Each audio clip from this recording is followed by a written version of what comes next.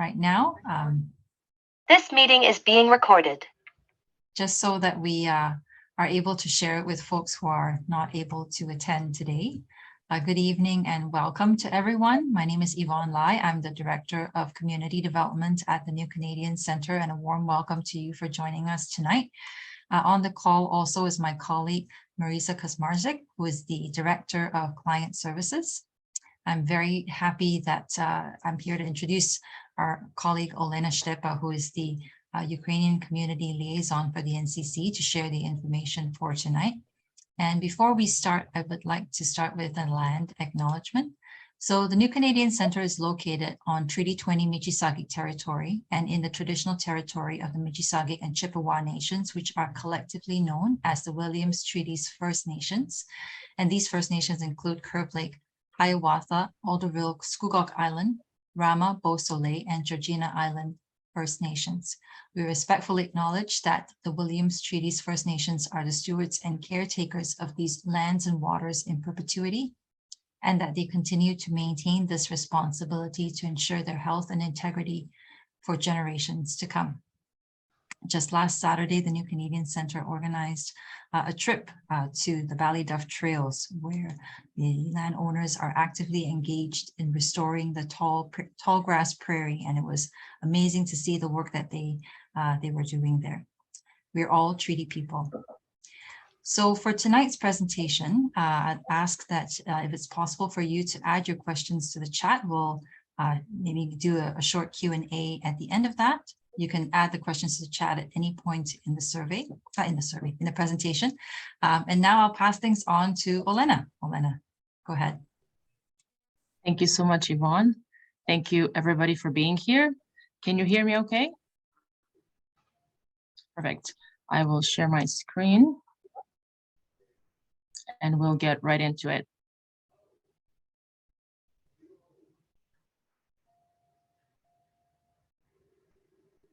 All right, you should all be seeing my screen now. All good? All right, so I put together this information session to share a little bit about what I've been working with. I've been working with Ukrainians and to share a little bit about the culture of our people, our customs, our language. And I prepared a little agenda so we can dive right into it. So first and foremost, we've all either touched or somehow welcomed Ukrainians here in sight of war.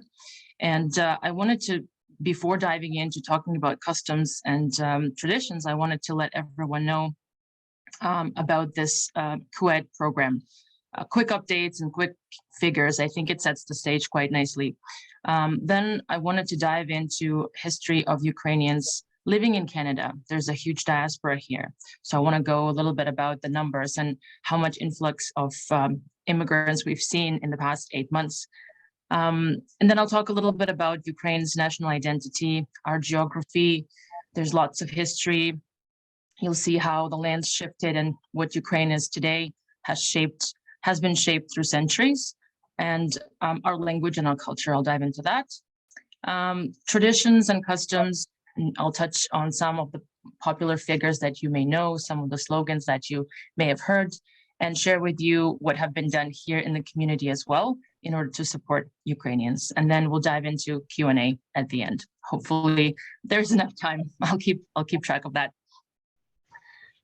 This is my bio from the website. You don't have to read it. I'll give you a quick recap of it. I'm from Ukraine myself. My name is Olena Shtepa. I do work with NCC, New Canadian Centre, and I fill the role of Ukraine Community Liaison. When this role came up, I was honored to be invited to fill this role because I've already been doing informally volunteering and helping Ukrainians. So this was really meaningful to step in and connect newcomer Ukrainians to the Canadian community, very strong, very willing to help, making these connections, helping Ukrainians settle faster and in a more meaningful way was what I wanted to do. So I'm honored and privileged to be doing this job. So how do Ukrainians arrive here today because of the war? So we'll go through some chronological events. As you all know, Russia invaded Ukraine in February of 2022. It's been 8 months. It's been a humanitarian and refugee crisis. Everybody's feeling it. As the world has been coming out of the pandemic, this all hit us in a different way, creating lots of uncertainties. Ukrainians have been exiting Ukraine, settling in Europe, and then Canada launched what's called a Canadian Ukrainian Authorization for Emergency Travel. It's a visitor visa, and to get it, you need to do some biometrics, which means you need to do some fingerprinting. So it's not refugee program per se, how in an immigration sense, because these differences do come up when I talk to the local Canadian public. This co-ed program was created to simplify and speed up the immigration ways of allowing Ukrainians to enter Canada. They can apply online, and when they get here, they get a work permit. So they come here and they contribute to our economy right from the get-go, getting the jobs, and trying to settle and make their life here. Everybody who I've met are eager to settle, find work, and eager to jump in and create their new life here. We've been feeling continued support from Canada. We've been, I know recently there was a visit to Ukraine from the Minister of International Development, to amplify the efforts of trying to rebuild Ukraine and what's been going on. And all the settlement work locally, all the financial assistance from the government, all the help has been felt. And you'll see in the numbers, very many Ukrainians have come to take advantage of that. And so we continue to field all the help from all the local groups, all the volunteers. And this is what we do here at the New Canadian Center as well. And really quickly, for those of you who do know New Canadian Center, but these questions do still come up as how can we help and how have we helped in the past? So call us if you're hosting Ukrainians, make an appointment with our settlement staff. My role here is to help make connections. So if you're unsure, feel free to reach out to me. My email will be here. I'm on the website, social media. We help with all sorts of things from, coming in here, trying to find language assessments, trying to orient in the community, employment.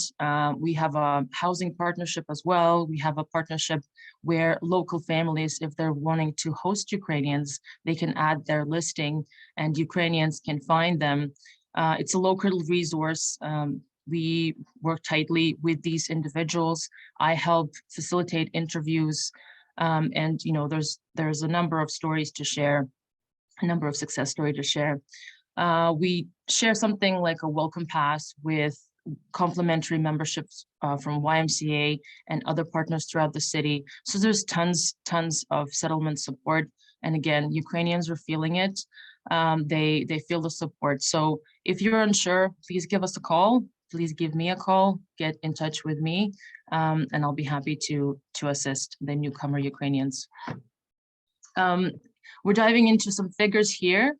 I wanted to share with you that, as you may know, or may not know, the population of Ukraine, the numbers seems to be fluid wherever you look it up.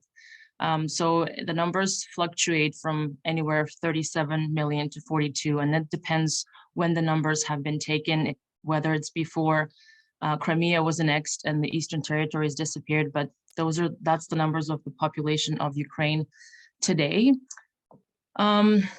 We've seen huge movements out of Ukraine, and I've highlighted some of the figures here that you'll see. 7.6 million people crossed the border into Europe.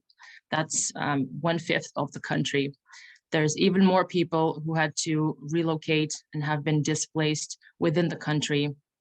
There's people who have come back to Ukraine, and 1/3 of all Ukrainians have been displaced and living outside of Ukraine today.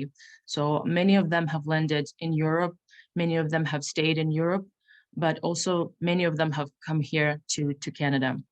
We've seen two other trends where there was mass exodus of male Ukrainians who lived in Europe, and a lot of them lived in Poland, for example, trying to make better living, trying to make better life. They've returned back home to fight.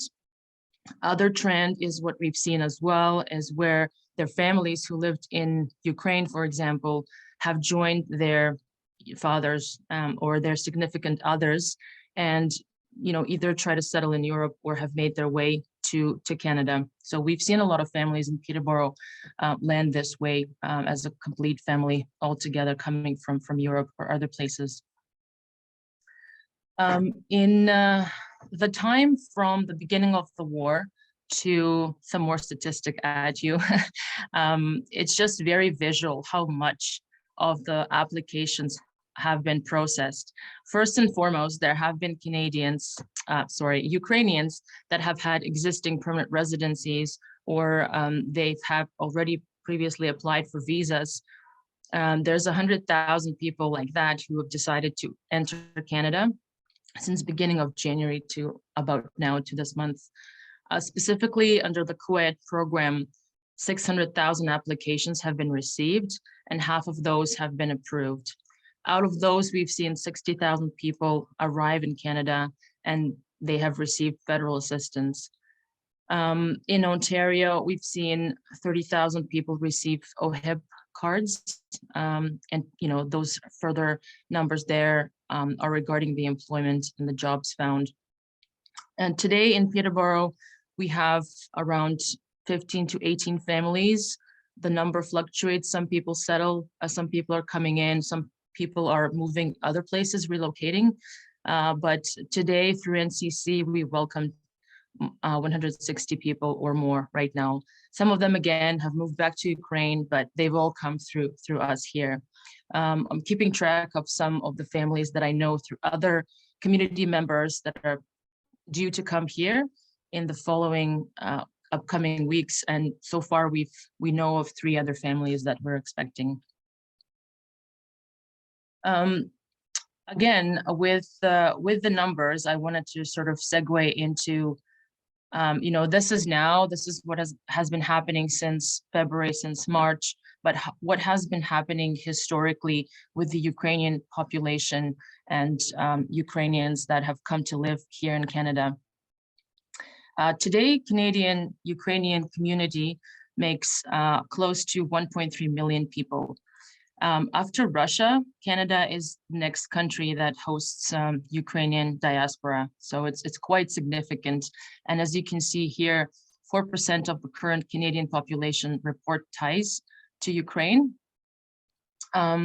We feel, again, a very big support from the community through the waves of Ukrainians that have come to settle here. I'll walk you through the waves of Ukrainians coming to settle. Official records start in around 1800s, and that is considered the first wave. Mind you, probably there are other Ukrainians that have not been documented that have come here, but majority of Ukrainians in the first wave have come here to settle in Manitoba, Saskatchewan, Alberta, where they could obtain farmlands, and then they settled also in towns across Canada to work in the industrial occupations. In the second wave, that's probably close to the end of World War I, there was a large wave of Ukrainians arriving as well. And they also settled in Manitoba, Saskatchewan, Alberta, and Southern Ontario. After World War II and up until 1950s, there's 35,000 Ukrainians that landed in Canada. And the fourth wave is really marked by dissolution of the Soviet Union and up until the 2021 sort of figures. And those are the numbers of, 130,000. I've called this the fifth wave, what we're experiencing now. And I've said that 60,000 Ukrainians have arrived. And if we just look at the numbers of those thresholds, in 30 years in the fourth wave, we've welcomed 130,000 Ukrainians, according to Statistics Canada. This is in the 8 months, we've seen half of that number come in to Canada. So that's quite significant. It's a huge influx of Ukrainians over the history of this diaspora coming here. Out of 1.3 million diaspora or Canadian Ukrainians, 300,000 are Ukrainian ethnic origin, and 1 million identify as partially Ukrainian ancestry. And existing Ukrainian communities, as I already said, will play a really, really important role in helping settlement of Ukrainians displaced by this war. We're building out a community here in Peterborough. There's been some active people, volunteers coming together. I'm hearing that there are strong communities developing in Port Hope, Cobourg, Northumberland area, Quinte area, and those efforts, I believe, down the road will all work together to join those communities to benefit from, schools or community centers, whatever is needed to help Ukrainians feel at home. I'll go next to geography, culture, and language. This is not the best image, but I just wanted to highlight to you that in Europe, you'll see Ukraine with its original borders before the war, close to Russia there. And Ukraine is considered Eastern Europe. It is the second largest country in Europe. Mind you, some of you may think that Russia is not really Europe, but geographically it is, up until the Ural Mountains, that is European continent. So if you compare area of Ukraine is close to the area of Manitoba and a couple of other provinces in Canada. It's comparable to an area of France as well. And Ukraine has always been in the crossroads between Europe and Asia, and geographically lying in between trade routes. Historically, it borders all of these countries all over the place, and Russia, Belarus, Romania, and Moldova. South, historically, it's been Ottoman Empire, so lots of Turks live on the south of the Crimean Peninsula. So there's a huge mixture of cultures in Ukraine today. And you will find different religions, you will find different ethnic groups. Like I said, during the very significant time of Ukrainian history is considered and is called Kievan Rus. That was in the beginning of sort of the 9th and the 13th century, where Kiev became the capital of united different territories where different tribes lived. And from that point on, it became strengthening its ties with other countries. The territory of Ukraine became fluid as the tribes sort of went back between Poland, between Hungary, as those countries formed. And again, the influence was really happening,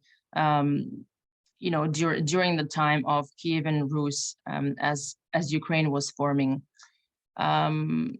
I would say that again, Constantinople, from what is nowadays Istanbul and Turkey, had a great influence on the Kievan Rus during that time, and up until its dissolution, Ukraine was really strong, as it wasn't named Ukraine, but it was Kievan Rus.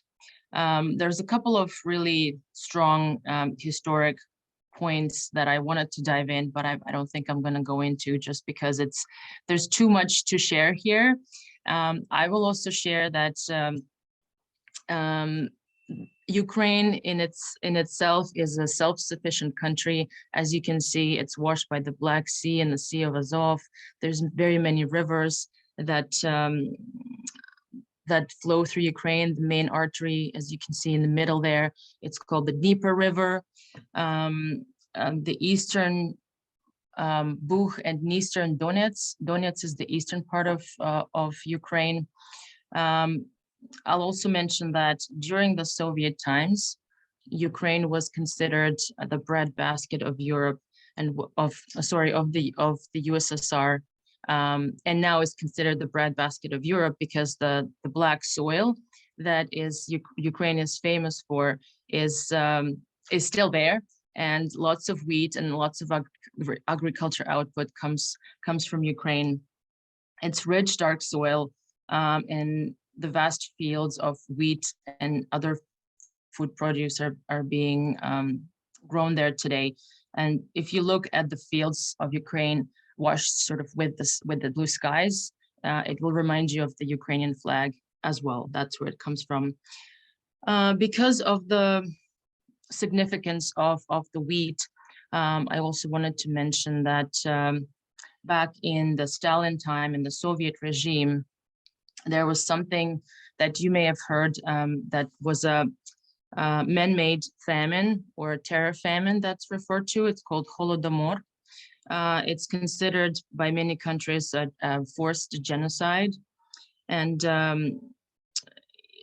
according to different historians, there's different views of, what had happened really, but essentially many people died. And today we commemorate this Holodomor as a memorial day for the victims who have died, which is usually done in the last Saturday of November. It just relates to the whole breadbasket story and the wheats of Ukraine. I will move on to the next slide. And I'll talk about the language as a cultural identity and language as a heart of the nation. As I briefly mentioned, there's been a lot of influence from all different sides of territory-wise, the Russian side with the Tsarist Russia, the Austria-Hungary, Lithuania, all try to get parts of Ukraine. And the language has been affected by Polish, Russian. So today, the official language of Ukraine is Ukrainian. It's Cyrillic script. It's a Slavic language. You can see from this little picture here, those are the words written in Ukrainian. It is closely related to Russian and is considered a mix of Polish, Lithuanian, Slavic descent. There's very many dialects that exist, not only in Ukraine, but in Canada. As the waves of Ukrainians moved to Canada, they spoke their own language or adopted English words into Ukrainian language. So it has morphed to be something different and sometimes may sound funny to modern day Ukrainians. But the more that we all try to speak Ukrainian, the more it matters. Because during Tsarist Russia, there was actually a secret decree that was done and was created to ban Ukrainian language. And a term called the Russification was in place. What that means is it's a cultural assimilation where anybody who is a non-Russian speaker would be forced to speak the language and practice Russian culture. And that's been happening recently as well in the Crimea, as it's been annexed during this war. And Russification was happening from the point side of Russia in order to reduce the threat that they were feeling from the potential rebellions that could have happened. Because again, very many different nations and different ethnic groups, minority groups lived under the rule of Russian Empire at that time. And in order to prevent their self-determination tendencies and separatism, the Russification was forced upon these people living in what today is Ukraine. We also mark a day of Ukrainian writing and language to commemorate the language that we love, and it's celebrated on November 9th. From the language, I want to segue a little bit into the culture, and these are the three historic figures that I picked. By no means there's three, there's a lot more, but I think they really contributed to furthering the language and safeguarding the culture throughout the years that it has been repressed. Again, as you've heard from my story right now, there's been struggles to keep Ukrainian independence over all these years, from the fluidity of geopolitical situation and trying to establish what Ukraine is over centuries.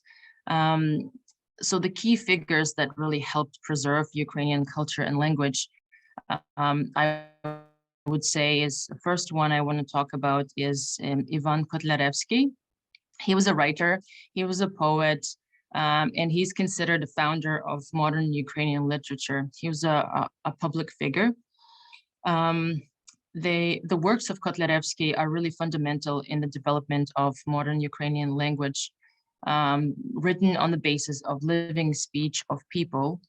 It launched a new stage of formation of the literary language in itself. Taras Shevchenko, perhaps you know this name. He's also a prominent poet, writer, artist. He is a folklorist. He's also a painter and illustrator. You can find statues attributing to him and his life here in Canada, in Ottawa, in Manitoba. He wrote many poems in Ukrainian, also poems in Russian, but he was a vivid supporter of Ukrainian independence. He was convicted for promoting independence and writing poems in Ukrainian language, ridiculing Russian Empire and the imperial house. He is considered champion of independence, and he will remain the pillar of what Ukrainian language is. Ivan Franko is somebody who is more of a modern Ukrainian poet. He was a philosopher, he was a political leader. He wrote novels and poems. He's an activist. He was an activist. And he, at some point, joined forces with Mikhailo Hrushevsky, who was a historian, also a well-known figure, and founded National Democratic Party, where he worked until the beginning of 19th century. But as a doctor of philosophy, as an ethnographer, as a literary critic, journalist, his contributions to the Ukrainian language are tremendous, to a point that his fellow literary activists in Europe have proposed Ivan Franko to a Nobel Prize in Literature. So he was nominated, but before this nomination could materialize, he passed away, unfortunately. I'll move on from the literature and how the efforts of these individuals trying to preserve language and education to how education is treated and how it is today in Ukraine. I put that number there. I found it on the World Meter of Literacy. So there's many countries that are north of 99%. Some countries are 100%. So this number is pretty high. Ukrainians are highly sought after workforce because they are usually skilled, and the skills are technical and in scientific disciplines as well. Ukrainians put a strong emphasis on education. Again, historically, through as mandated, as we all lived in the USSR, education was key. It also remained comprehensive and national program as Ukraine became independent. A lot of international students seek to get into Ukrainian universities, students mostly from Asia and Africa. There seems to be a trend. And a lot of non-governmental companies are trying to help these students to apply for universities in Ukraine. As far as English language, 50% of Ukrainians can speak the language. Kids start learning it early in preschool nowadays. Children that go into junior kindergarten or senior kindergarten equivalent are put through, learning early math and adding up until 20 before they go to grade 1, addition, subtraction, English language, reading. So by the time they go to grade 1, they're pretty much on the higher level, I would say, than, my grade 1 is here. I don't know whether it's good or bad because I've heard different comments, but they are definitely taking, they're paying a lot of attention to educating their kids because of these cultural trends, because of this culture conditioning, and because everybody's back home is serious about education. Grade 1, I said it's usually kids that are 6 to 7 year olds go to grade 1, and school runs from grade 1 to grade 12. Post-secondary education traditionally used to be equivalent to a master's degree here, so 5 years. Nowadays, you can take a bachelor program as well as a master's program. It sort of follows the Western world as well. There are some alternative views I put here, so it's not all pretty. Current society has transformed, and the views of current scholars is such that a lot of education in Ukraine is heavily bribed. So to get into university, you need to pay most of the time a lot of money to get in. It's just kind of easy. Medical fields and education is there's a lot of bribery present there, but doesn't mean to say that some Ukrainian universities are still pretty high ranked. That doesn't really, portray how it works. It's still highly thought after education there. But I just wanted to highlight that it's not all pretty as I'm painting this picture, and that's why a lot of Ukrainians have, sent their kids abroad to go study in Europe or to go study in the States or in Canada. And a lot of families that I'm talking to right now, they actually appreciate the approach that Canadian education has, and that's paying attention to the social aspect of development of children, not straight up academic. Like I said, going to grade 1, already knowing how to speak languages and do grade 2 math, but the social aspect is important to cultivate strong, confident personalities, for the children to feel inclusive. So the paradigm shift is happening from what used to be academic first to a good mix of academics and social. I'll go in to talk about customs and traditions, just keeping track of time.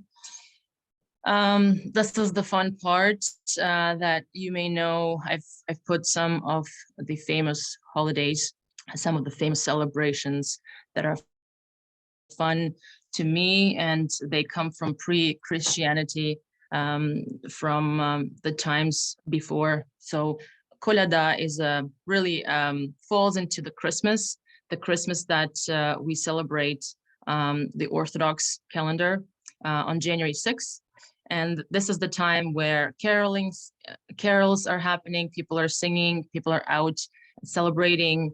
In ancient times, the songs of Ukrainians weren't just beautiful or magical. They came with meaning. They brought blessings to the household. People enjoy coming door to door, collecting, baked goods or money. Children really had fun doing that, and then everybody kind of shared what they collected. Kolada and Christmas also coincides with just celebrating what New Year has to bring. Quite on the opposite side, I'll jump into the Ivana Kupala holiday. The summer solstice celebration is a mirror image of what we're doing here in Kolada with Christmas. Summer solstice celebration is celebrated in a lot of Eastern Slavic countries, and it's celebrating according to the Julian calendar between 6th and 7th of July. Um, in many villages, young people get together, boys, girls, men, women, usually dressed up in the vyshivanka, in the traditional national costumes, and they make wreath. And as you see in this picture, they'll float them on the river, wishing to see their future husband. Also, the belief is that water is symbolic with fertility and purification. So it's sort of time of rebirth. During the holiday of Ivana Kupala, women or young women also believe that if they find a blossoming fern flower, that means, you know, they'll find prosperity, luck. They will obtain wealth and so on. So everybody goes in the forest on searching for this magic flower, this magic fern flower blooming. New Year celebration here. You see a table full of mayo-filled salads. That's the tradition. That is, I'd say, leftover from the Soviet times, but we celebrate New Year sort of like here people celebrate Christmas. It's when everybody opens presents. It's when everybody gets together to have a nice meal, to sit down, to, you know, say cheers and say goodbye to the old year. And as the clock strikes 12, people welcome the new year. Traditionally, you'll see a broadcast on the national television and hear a message from the president, and everybody kind of gets together to listen to that. And then people celebrate drinking, eating, seeing each other, going to meet everybody outside or in their apartments. They usually do fireworks, and it's usually pretty loud and long celebration till early hours of the morning. Food, as you can see, is a very important part of Ukrainian culture. There's special food for Easter. There's special food for Christmas. Here, during the Easter celebration, you see a little basket put together. Usually we take that to the church for the food to get blessed, because prior to Easter, you typically fast, you eat certain foods and you don't eat food. And up until the Easter Sunday, you're supposed to fast. And then you break bread with this blessed food that you just brought in from the church. That's the whole idea. In the basket there, you also see colored eggs, and in Ukrainian, we call them pisanka. And perhaps pisanka, egg, and the vyshivanka shirt, as you can see, these girls wearing, are the two most symbolic portrayals of Ukrainian culture in the West, or just in general. They're associated with Ukraine. The customs are heavily influenced again by Greek Catholicism, Eastern Orthodox Church. Again, the times of Soviet Union, there was different, like I said, New Year, different Slavic cultures before the Christianity. So again, it's a mixture of a variety of things from the long history of Ukraine.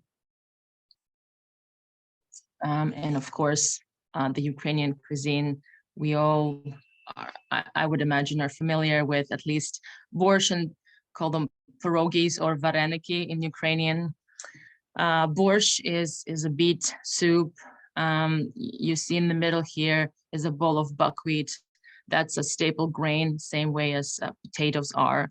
So Ukrainians cannot live without buckwheat. And now that this war is going on and the supplies are not in place, we used to be able to buy buckwheat in the Freshco store, but that's no longer available. So we're all feeling that. Ukrainians like to cook. They like to cook from scratch. They like to make preserves, and to keep them over winter. They like the taste of it, and it's more traditional for them, this preparation process. An average diet, I would say, consists of fish, cheese, variety of sausages, kalbasa, it's different cured meats and sausages, and salo. Salo here, mentioned here, it's really just pork fat, and it's cured. You just put salt on it. I went to the local butcher and asked them for it, and they prepared it for me. I just had to cure it at home. It's pretty good. So it does exist here locally for those of you Ukrainians on the call, if you wanted to indulge. Bread is considered the head of everything, and your meal is not complete if you don't have bread on the table. That's also been historic, perhaps also during the times of Holodomor when there was nothing to eat. Bread was something that you just can't throw out, or you have to have on the table at all times. After the main course and people getting together and drinking, eating, people would usually have some tea, have some desserts that they also like to bake. So there's tons to go about Ukrainian cuisine. I'll talk quickly about the national clothing and the vyshyvanka that I briefly mentioned. Vyshyvanka really is referral to an embroidered cotton shirt, specifically using Ukrainian patterns. Again, over years, our ancestors used different symbols of the sun or the earth or the universe, again, before Christianity, putting together special characters as a pattern for what vyshyvanka looks like, as you can see in these pictures. And what it would mean is either family codes or amulets, or these ornaments will be such that they will protect you from evil spirits, give you good luck, wish you strong health, or wish for strong harvest, because again, strong agricultural presence in Ukraine. We do have Vyshyvanka Day, which is an international holiday, and it's celebrated in Ukraine these days. Kids, people, everybody wears Vyshyvanka as part of their daily routine. And like I already said, Vyshyvanka and Pisanka, Easter egg, are really known symbols of what Ukraine is and Ukrainian culture represents. In these pictures, you see representation of different parts of Ukrainians. Let's say on the left here is a hutsul, typical Western Ukrainian outfit, and the patterns are a little bit more geometric. On the right here, you'll see sort of eastern northern part, dark green, red sort of colors. The geometric ornaments is primarily what the Ukrainian vyshyvanka is all about. And it used to be, back in the 17th to 19th century, simple embroidery, very minimalistic, just red, blue, and white. Nowadays, you can see all sorts of different varieties with golden and very fancy, expensive pieces of clothing, but they're beautiful. Each one of them is a piece of art, in my opinion. I thought I'd add some things that maybe some of you have heard or would know, that this is also representative of Ukraine, the slogans and symbols. Slava Ukraini, Heroyam Slava. This has been ever since the war, the current war, been the call of the Ukrainian army, and keeping everybody strong, keeping everybody together. Next one, Разом нас багато, нас не подолати. That is the unity call, together we're many, we can not be defeated. That came from the Orange Revolution in 2004 and kind of lingers on to stay and through the modern day as well. The song I put here, Oh, the red viburnum in the meadow. The bush viburnum is kalina in Ukrainian, and you will see the image of it to the right. It's the song that's been released back in the 1914 and has very, very many versions and covers. It's a patriotic march that accompanied Ukrainians through the wars, the World War I, the War of Independence, 1917-21, as well as through the recent events. You would probably have heard this song in April of this year. as a modern band called Boombox, actually from my hometown. He went to the same school that I went to. He's fighting the front lines, and he decided to do a cover of the song and spread it amongst all different musicians all over the world. They all supported it, became a unity chant to salute the unity of all Ukrainians and the strength of them. A band, Pink Floyd, also supported the Boombox with this song, and they also made a video to release their track called "Hey Hey Rise Up." That was also a big song. That was a fundraiser effort to help Ukrainian relief. So those are some of the slogans that you may hear. I'll mention some events that are happening later. There is a potluck happening this Friday, and I do believe we have a performer who will perform this song, Luba Berezyuk. She's a Ukrainian community here, and she's done a couple of recordings of this song also in support of some fundraising efforts. So do come out. I'll have some details later. But just to also go through, for some reason, I decided to put all the sport figures here, perhaps again, you know all of them. In the first mural here, this is Taras Shevchenko, who the poet that I talked about, and this is Andriy Shevchenko, who is a famous footballer. You probably also may have heard of him. He played a variety of different clubs, Ukrainian Dynamo Kiev, AC Milan. He was a striker footballer. He scored, I think I have the statistics here, 175 goals in 296 games. He's a big hero, and he does have support efforts today to help what's going on in Ukraine today, as well as the brother Klitschko, Vitaly and Vladimir. As you can see in the second picture, they're the famous boxer, Ukrainian former professional boxers.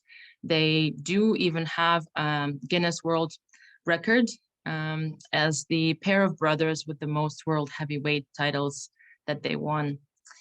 Other boxers that have become also symbolic with the freedom is Vasily Lomachenko here on the right, and sorry, he's in the middle here, and Alexander Usyk.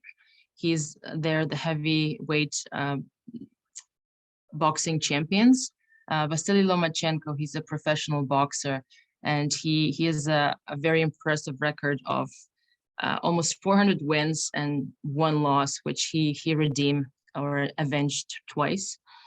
So all these people have represented Ukraine throughout the years. They have now become either political leaders. Klitschko is a mayor of Kiev, and they all help with humanitarian efforts, with promoting Ukraine and its culture above and beyond Ukraine. So into the events, quickly, as I mentioned, the potluck we're hosting at the New Canadian Centre this Friday from 6 o'clock to 8 o'clock. Please register and come in, bring a dish, include what's in the dish, or show up. We'll have some henna, we'll have some songs and celebrations. For Ukrainians, it's a good way to give back or thank your community. Everybody is welcome. Please join us. I wanted to also mention that due to with help of the ministries of St. Paul's Presbyterian Church, we have someone by the name of Rani who has put together and made available the Bridge Youth Center at 256 Brock Street, and he's hosting Ukrainians Get Together. So the next one is going to happen this Saturday. Please come in. I put in brackets here, the entrance is at the back of the building because it may get confusing. There's lots of construction in the area, but do come in. If you want to meet Ukrainians, if you want to share your stories, or if you're curious, again, everybody's welcome. There's usually light refreshments and a chance to talk to the community.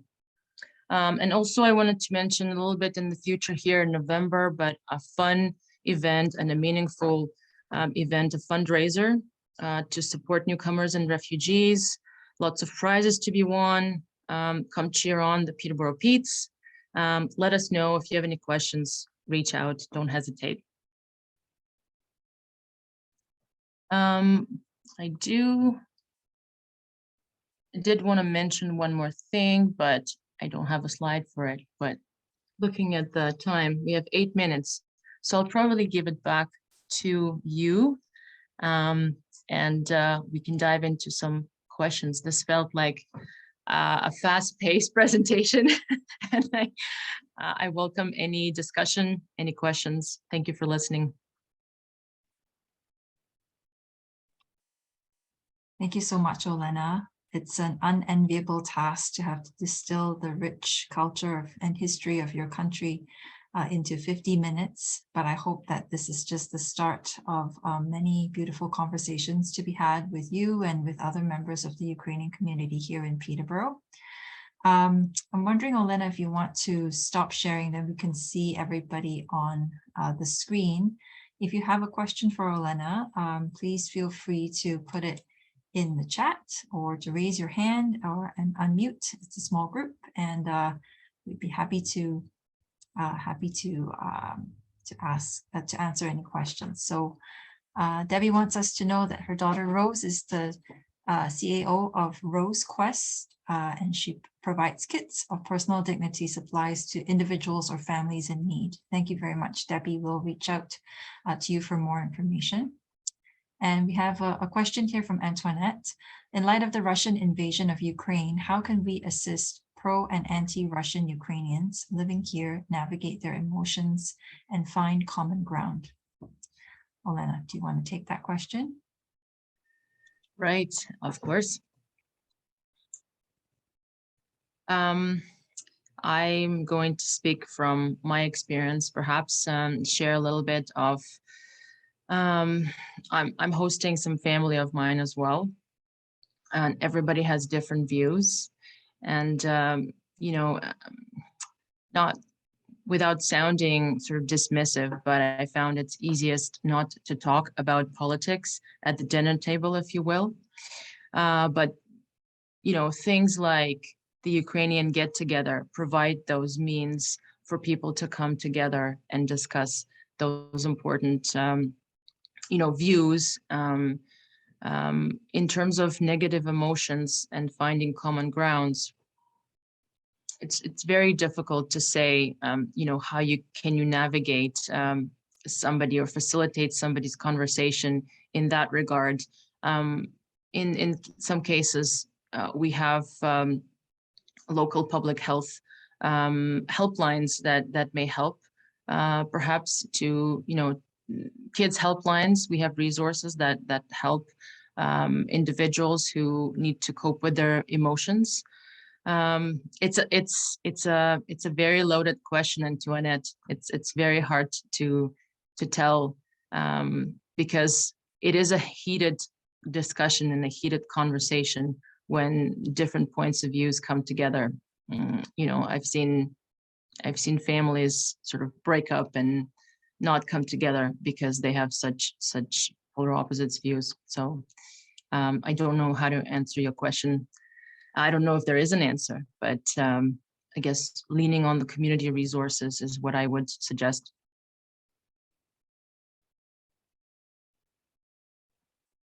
Thank you very much. Thank you.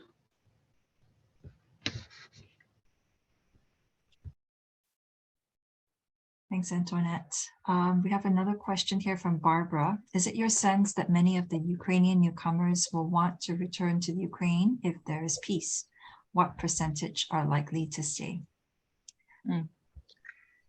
Again, I'm going to speak from purely my own observations in the community, the people that I've spoken to. Many people, and I'd say 80% of people, again, in my mind, have come here and have plans to settle. They've come here with families. They want to make a new life here. Some of them have been affected by the war. They come from eastern part of Ukraine, and they've already been on the move from 8 years ago, wherever they've settled. They've settled in Russia, and then they came here, they settled in Europe, and they are tired and exhausted. And having this program here in Canada is sort of heavy load off their shoulders to say, okay, I can have something solid behind me to start my life here, to start my life for my kids, and I'm going to stay. So they've made that decision already to say that I'm going to put all the efforts to stay here. People who have family left behind in Ukraine, I find that they are more likely to go back. They've either already gone back or they're having plans to go back. So that's the trend that I'm seeing. But primarily, families have landed here. They will make every effort to settle.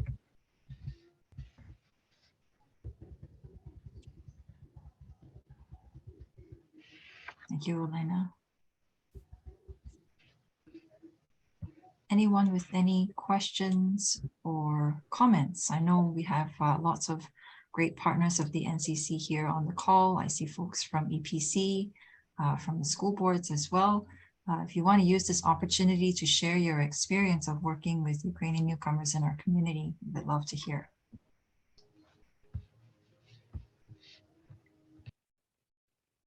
David, go ahead. Yeah, I'll just jump in quickly. I'm working down in the Northumberland area with I work for KPR, and I'm working with a lot of the new families, and this was great, Olena, because I see a lot of this discussion with students about the differences between our school and their school. And it's interesting because I get quite a few notes from parents saying, where's the homework, and asking for more, sort of a more intense education experience. I was just wondering if is there much a difference in education between students who are in Kyiv and students who are maybe in the more rural areas when it comes to things like English and maybe level of intensity and things like that? My guess is probably the general school system. If it's a public school, it would likely tend to be the same. If it's a smaller city or a village, there's more of homeschooling that is generally what people do, or if there's like a local village school that does their own thing, which is comparable to homeschooling. Less so of English language studies. So city centers, regional centers are more likely to have that mentality of, hey, it's Ukrainian language, and then the next foreign language is English. So they would tend to study it more in the city centers, like you said.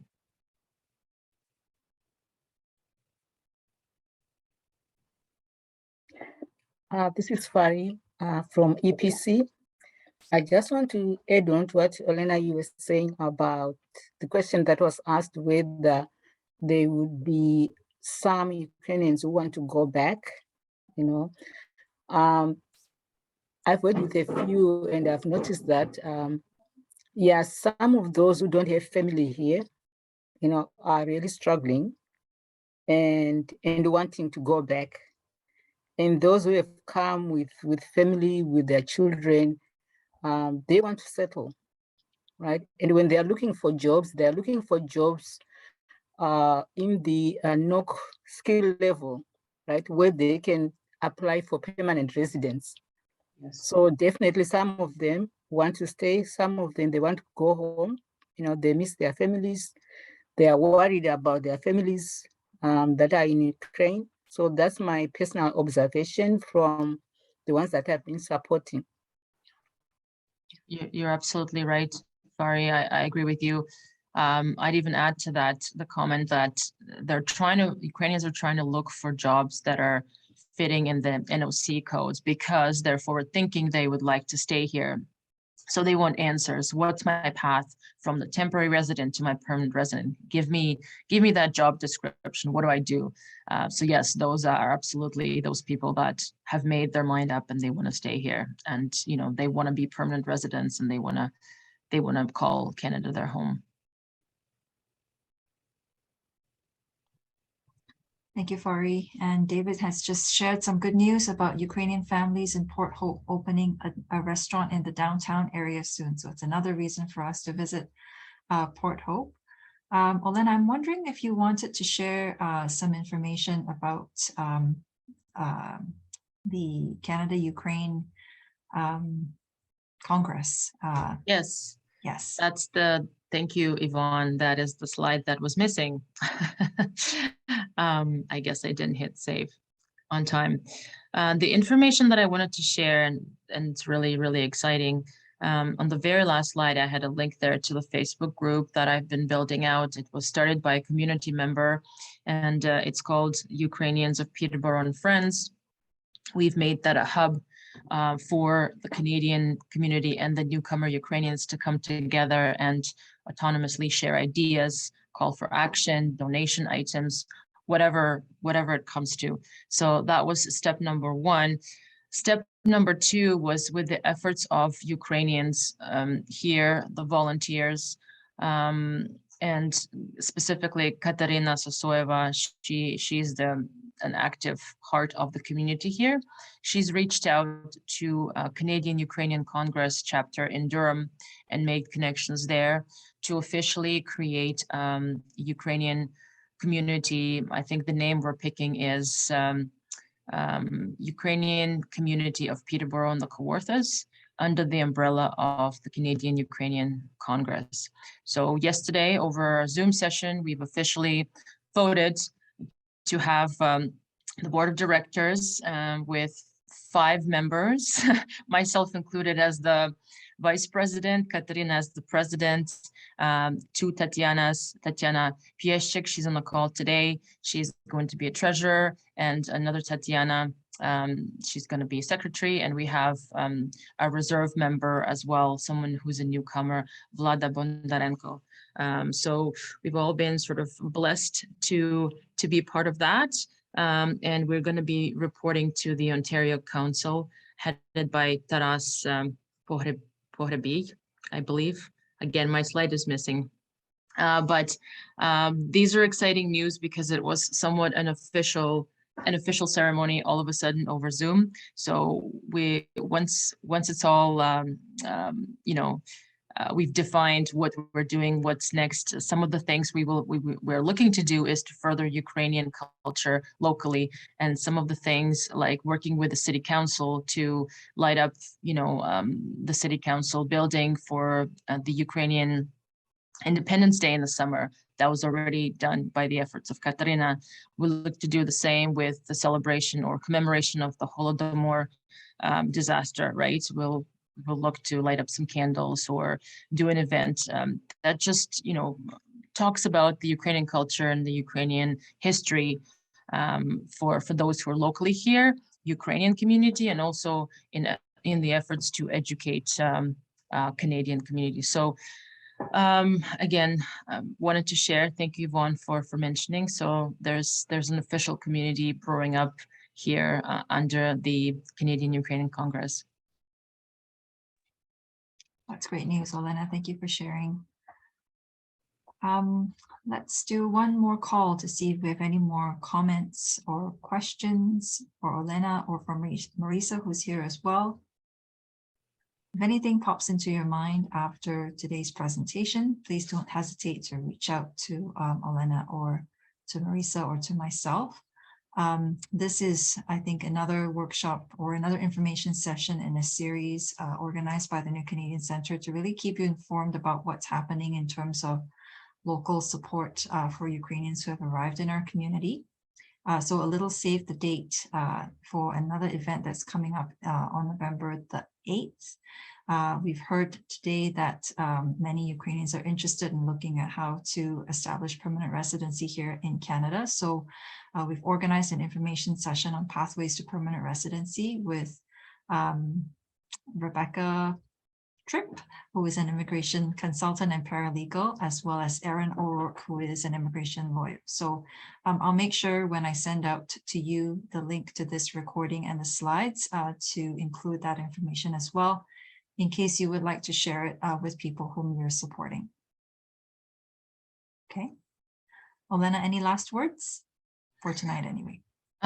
Please, and thank you, Yvonne, for posting the Facebook link to our community group. Please don't hesitate to join. Please don't hesitate to post and share. I've had, folks from the EPC say, hey, there's a job fair. Can I post there? Absolutely. Things like that, things that apply to the community you're welcome to share. And thank you all for coming on this evening. Thank you so much, everyone. And we'll make sure to post this link for you on the YouTube page for the New Canadian Center. Thank you. Good night.